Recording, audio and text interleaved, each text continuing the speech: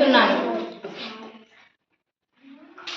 అధ్యక్ష, ముఖ్యమంత్రి గారు హామీలన్నీ నెరవేర్చాం, అభివృద్ధి పథంలో రాష్ట్రాన్ని నడిపిస్తున్నాం అని మాయ మాటలతో మసిపూసి మారటకాయ చేశారు అధ్యక్ష. ముఖ్యంగా విద్యా వ్యవస్థకు ఏం చేశారు అధ్యక్ష? ఉపాధ్యాయులకు ఇచ్చిన హామీలేంటి, చేసింది ఏమిటి అధ్యక్ష? ఊరికనే ముందుకు పోతున్నా మనం చెప్పడం కాదు అధ్యక్ష, వారు ఏం చేశారో చెప్పమని అధ్యక్ష. చెప్పాలి. ఇప్పుడు మన గౌరవ విద్యాశాఖ మంత్రి వారు శ్రీమతి వర్షిణి గారిని తమ శాఖకు సంబంధించిన అభివృద్ధి అంశాల గురించి తెలియజేయవలసిందిగా కోరుచున్నాను. అధ్యక్ష నమస్కారం. అలాగే ప్రతిపక్షం వారికి కూడా నమస్కారం. అధ్యక్ష, మా ప్రభుత్వం విద్యా వ్యవస్థను ఎనలేని సేవలు అందిస్తుంది.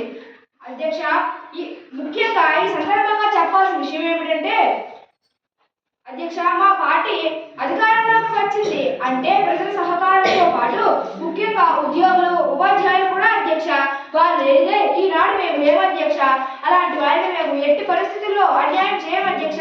వారిలాగా 4 డిఏలు పెండింగ్ ఉంచి ఇబ్బంది పెట్టం అధ్యక్ష. పెండింగ్ ఉన్న డిఏలతో కలిపి పిఆర్సీ చరిత్ర మాది కాదు అధ్యక్ష. అలాగే ఉన్న హెచ్ఆర్ఎస్ ల్యాబ్ను తగ్గించి ఇచ్చే చరిత్ర మాది కాదు అధ్యక్ష. అలాగే నెలంతా పరిచయించుకొని సమయానికి జీతాలు ఇవ్వకుండా ఉపాధ్యాయులను ఇబ్బంది పెట్టి వారికి నరకం చూపించే చరిత్ర మాది కాదు అధ్యక్ష. మాకు ప్రజలంతా ఒక కన్ను అయితే రెండవ కన్ను ఉపాధ్యాయుల అధ్యక్ష. అందువలన వారికి త్వరలో కూడా మేము ప్రతిపక్ష వారులకు అన్యాయం చేయము అధ్యక్ష. ఇది ఒక విద్యా వ్యవస్థలో అనేక అభివృద్ధి సంస్కరణలు చేపట్టాము అధ్యక్ష.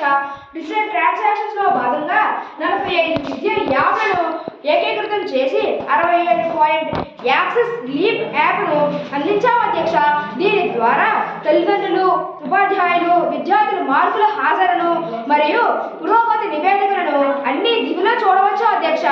పాఠ్యాంశాల ముఖ్య కోణంలో భాగంగా విద్యార్థులు బ్యాగుల బరువును తగ్గించడానికి సెమిస్టర్ వారీగా పాఠ్య పుస్తకాలను ప్రవేశపెట్టాము అధ్యక్ష. ప్రాథమిక పాఠశాల నుండి ఉన్నత పాఠశాలకు వచ్చిన విద్యార్థుల కోసం బిట్స్ కోర్స్ ప్రవేశపెట్టాము అధ్యక్ష. పాఠశాలలో మౌలిక సదుపాయాల కల్పనను, ఆటల రికరింగ్ ల్యాబ్లను ఏపీపీఎం శ్రీ పథకం 855 పాఠశాలలో అమలు చేసి స్మార్ట్ క్లాస్ రూములు, ల్యాబులు, ఆట స్థలంతో సహా మౌలిక సదుపాయాలు అభ్యసన వాతావరణంతో మెరుగుపరుస్తున్నాం అధ్యక్ష. తల్లికి వందన పథకం ద్వారా 1 నుండి 12వ తరగతి విద్యార్థులకు ప్రతి ఒక్కరికి 15,000 రూపాయలు, అలాగే ఆడబిడ్డ నిధి పథకం ద్వారా 18 నుండి 59 సంవత్సరాల మహిళలకు నెలకు 1,500 అందిస్తున్నాం అధ్యక్ష.